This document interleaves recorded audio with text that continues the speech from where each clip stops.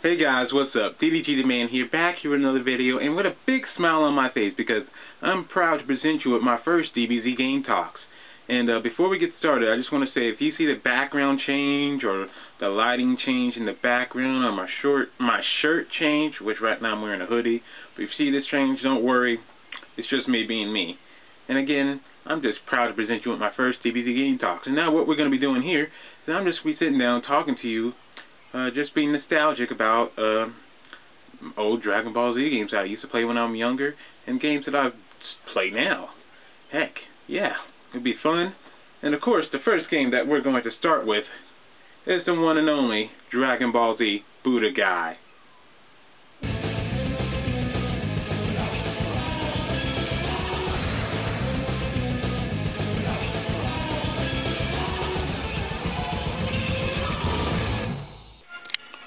First, I just want to say that opening is amazing.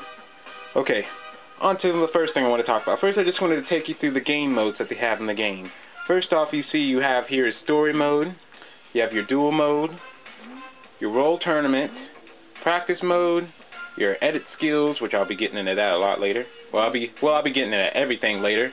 Your options, Legend of Hercule, and back to story mode. In which one thing I just want to point out I think is cool is that they have 7 things to click on, as there is 7 Dragon Balls. So let's move on to the next thing.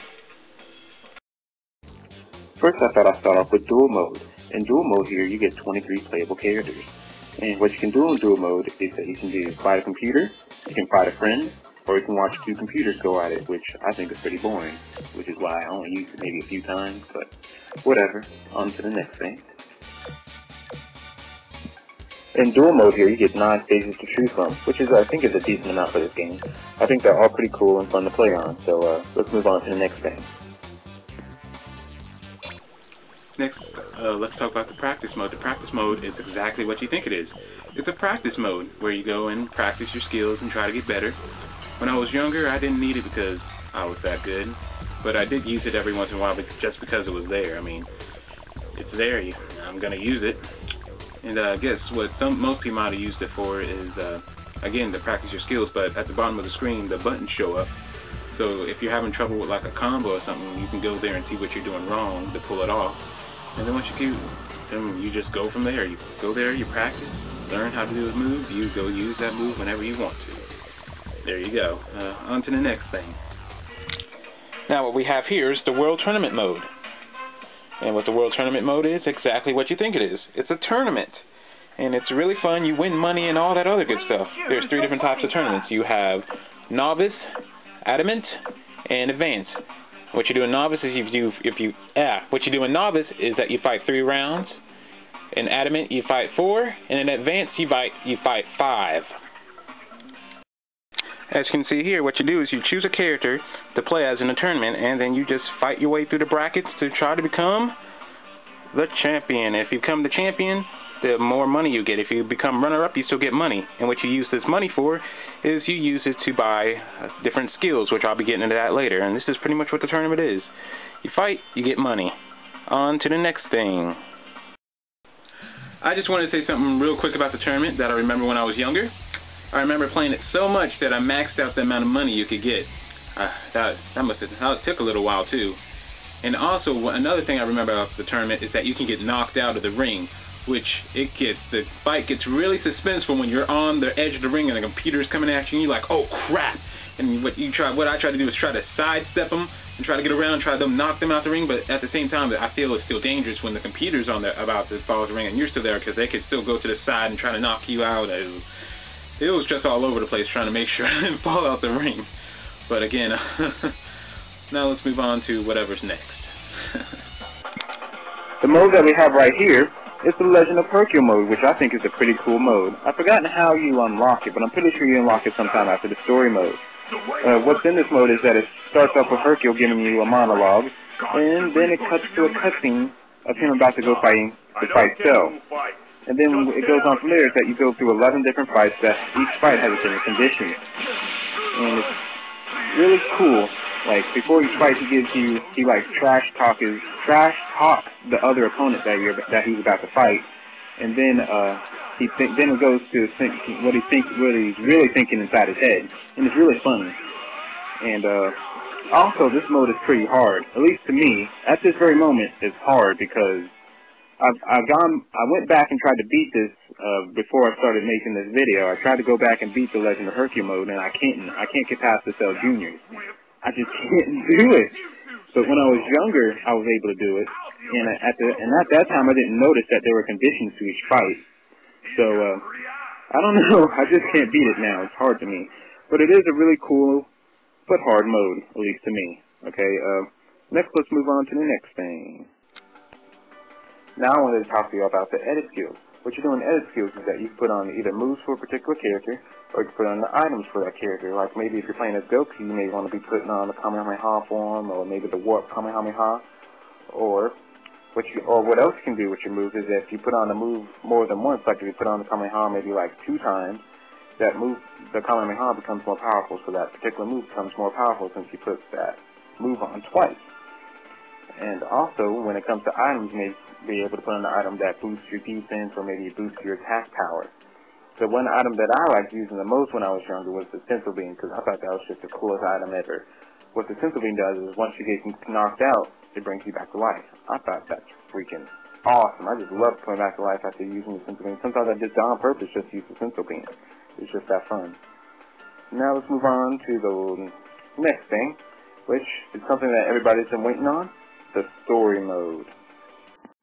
Now I wanted to talk about the story mode. And the story mode, in my opinion, is done extremely well. I enjoyed it very much, and I can't think of anything they could have done to make it any better. Okay, let's go and talk about it. First, what it does, it follows from the Zane Saga through the Cell/Android Saga. And it's just really fun. What I liked about the story mode is before and after each fight, they have a really cool looking cutscene. And it's done just really well. I just enjoyed sitting there and watching the cutscenes before and after each fight. They were just really cool, and it was fun going through the story mode again just to watch those cutscenes. Another thing about the story mode is that after each fight, you would get a skill that you could put on your character. Like I said in edit skills, like I was talking about before about the edit skills. But oh yeah, and another thing I really liked about the story mode is that it had what if scenarios or what if story modes where you could go where it would just tell a story what if this happened or what if that happened. Like they have one where what if Cell was to absorb Krillin instead of Android 18. That's really cool just to sit there and play through that. It's just awesome. Another thing about the story mode is that it kind of gets challenging when you get to fighting Frieza for the final time and facing Cell for the final time. Those were the ones that I really had a lot of trouble with. Those two were just hard. Vegeta was okay, but those two I just had a hard time when I was younger playing through it. Wait, today I still have a hard time. I haven't tried it in a while, but I know it's still hard to me. But it was still fun. Well, I do have one gripe about the story mode, and the one gripe I have is collecting the Dragon Balls. Till this day, it's been like 10 years since this game's been out, or over 10 years, and I still do not know how to collect the Dragon Balls in this game. Like, I have collected them all a few times, but I still don't know how I did it. Like, I just played through the story mode I just played through the story mode a whole bunch trying to collect them. And it was just still confusing me. Was you supposed to do a certain thing during a certain battle to get this certain Dragon Ball or something? I still don't know. I could probably go online and figure it out, but there's pretty much no point to it now. I don't really play the game. So, yeah. But besides the Dragon Ball issue, I really enjoyed the story mode. It's just fun. But that's pretty much what I have to say about the story mode. So let's go ahead and move on to the next thing, which I'm going to be talking to you about, is the gameplay. Okay, now let's talk about the gameplay. The gameplay of the game is that it's a 2D fighter. What you can do, you can throw out combos, you can throw key blasts. When you're doing your combos, those can lead to super moves, you can also do other combos that can lead to you doing ultimate. You can also transform, you can reflect the blast back at a person, you can grapple them, you can dodge by stepping side to side, you can charge your attack, you can gather ki, and you can clash with another person, but only fist-wise, which I like to call fist-to-fist. And that's pretty much the gameplay. And it's fun. It's just cool to see Dragon Ball Z like this. It's done very well. I think it has just done really well.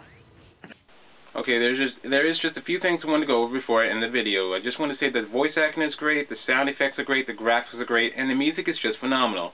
I just love this game all around. And but there is something I am disappointed in, other than the Dragon Ball issue, is the fact that you can't play as the Cell Juniors or Cybermen at all, even though you do fight them in story mode, and the fact that you can't play as Cell, the absorption of Krillin, outside of story mode either. But you know, that is okay. So I just wanted to say that this game is just all-out fun, and it's just amazing, and I love the growing up. So this is going to be the end of my video. Thank you for watching. Please join me next time. I promise that my next video won't be as long as this one. You know, this is just my first time around, and you know, just getting used to doing these type of videos is going to take me a little time. But I think after this experience, my next video will be better.